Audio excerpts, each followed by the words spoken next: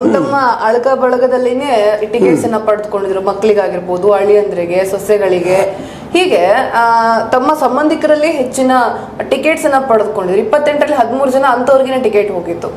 ಈ ಪೈಕಿ ಕೇವಲ ಗೆದ್ದು ಬಂದಂತರು ಒಂದಿಬ್ರು 3 ಜನ ಇದ್ದಾರೆ ಅಷ್ಟೇ. ಒಂದು ಖರ್ಗೆ ಅವ್ರದ್ದು, ಇನ್ನೊಂದು ಖಂಡ್ರೆ ಅವರು, ಆಮೇಲೆ ಸತೀಶ್ ಜಾರಕಿಹೊಳಿ ಅವರು.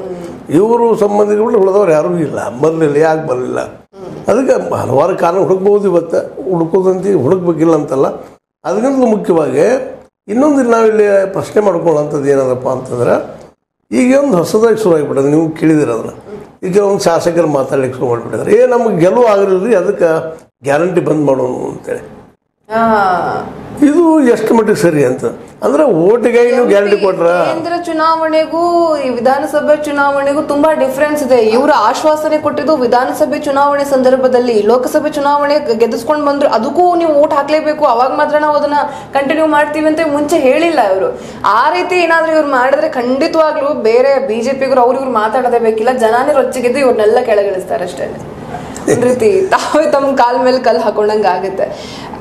ಇವಾಗ ಈ ಅಭ್ಯಾಸದಿಂದ ನೀವು ಹೇಳಿದಂಗೆ ಯಾರ ಗ್ರೌಂಡ್ ಹೋಗಿದ್ದಾರೆ ಅನ್ನೋದನ್ನ ಅಭ್ಯಾಸ ಮಾಡಿದ ನಂತರ, ಸ್ಟಡಿ ಮಾಡಿದ ನಂತರ ಮುಂದಿನ ಚುನಾವಣೆಗೆ ಇದು ಸಹಾಯ ಆಗುತ್ತಾ, ಏನೆಲ್ಲ ತಪ್ಪುಗಳನ್ನ ಮಾಡಿದ್ದಾರೆ ಅಂತ ಅದನ್ನ ಟಿಕ್ ಮಾರ್ಕ್ ಮಾಡಿಕೊಂಡು ಅದನ್ನ ಆಗದೆ ಇರೋ ರೀತಿ ಅಥವಾ ಅದಕ್ಕಿಂತ ವಿಭಿನ್ನವಾಗಿ ಯಾವ ರೀತಿ ಕೆಲಸ ಮಾಡಬಹುದು ಅಂತ ಏನಾದ್ರು ಅವರು ಮುನ್ನೆಚ್ಚರಿಕೆನ ವಹಿಸೋ ಸಾಧ್ಯತೆ? ನೋಡ್ರಿ, ಒಂದ್ ಮಾತು ತಿಳ್ಕೊಂಡ್ಬಿಡ್ಬೇಕು ನಾವು. ಈಗ ನೋಡ್ರಿ, ಆಯ್ತು, ಇದು ಶಿಕ್ಷೆ ಕೊಡೋದಾಯ್ತು, ಬಿಡೋದಾಯ್ತು.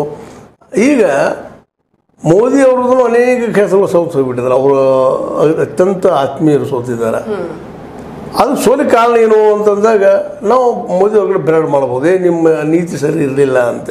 ಬಟ್ ಇಲ್ಲಿ ನೀತಿ ಸರಿ ಇದ್ರು ಸಹಿತ ಯಾಕೆ ಸೋತರು? ನೀತಿ ಅಂದ್ರೆ ಇಲ್ಲಿ ಜನಕ್ಕೆ ಬೇಕಾಗುವಂತ, ನೀವು ಜನಪ್ರಿಯ ಅನ್ಬೋದು, ನೀವು ಅದನ್ನ ಬೇಕಾದ್ರೆ ಗ್ಯಾರಂಟಿ ಜನಪ್ರಿಯ ಅನ್ಬೋದು, ಇಲ್ಲ ಅಂತಲ್ಲ. ಅದು ಲಾಂಛನೂ ಅನ್ಬೋದು, ಇನ್ನೊಂದು ರೂಪಾಯಿ ಲಾಂಛನೂ ಅನ್ಬೋದು. ನೀವು ಅಷ್ಟು ಕೊಟ್ಟರು ಸಹಿತ ಯಾಕೆ ಆಗಲಿಲ್ಲ ಅನ್ನೋದು ಇದು ದೊಡ್ಡ ಪ್ರಶ್ನೆ ಆಗಿದೆ ಎಲ್ಲರಿಗೂ.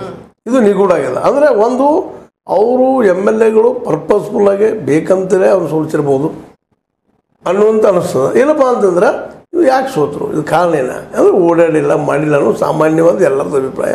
ಮತ್ತು ಇದೇ ಕಾಲಕ್ಕೆ DKC ಅವರು ಸಹ ಸ್ವತಃ ತಮ್ಮ ಜವಾಬ್ದಾರಿನ ಒಪ್ಕೊಂಡಿದ್ದಾರೆ, ನಮ್ಮ ಸೋರಿಗೆ ನಾನೇ ಕಾರಣ ಅನ್ನುವಂಥ ಮಾತನ್ನ.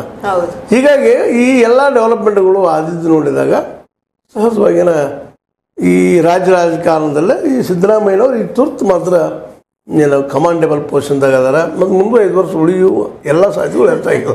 ಇನ್ನು 4 ವರ್ಷ ಪೂರೈಸ್ತಾರೆ ಅಂತ ಅನಿಸ್ತದೆ. ಓಕೆ, ಇವಾಗ ಈ ಶಾಸಕರುಗಳಿಗೆ ತೊಂದರೆ ಆಗತ್ತೆ, ಸಮಸ್ಯೆ ಉಂಟಾಗಲಿದೆ ನಿಮಗೆ ಅನ್ನುವಂತಹ ಮುನ್ನೆಚ್ಚರಿಕೆನ ಅಥವಾ ವಾರ್ನಿಂಗ್ ಅನ್ನ ಕೊಟ್ಟರು ಸಿದ್ದರಾಮಯ್ಯನವರು. ಯಾವ ರೀತಿ ತೊಂದರೆಗಳಾಗಬಹುದು ಅಲ್ಲಿ?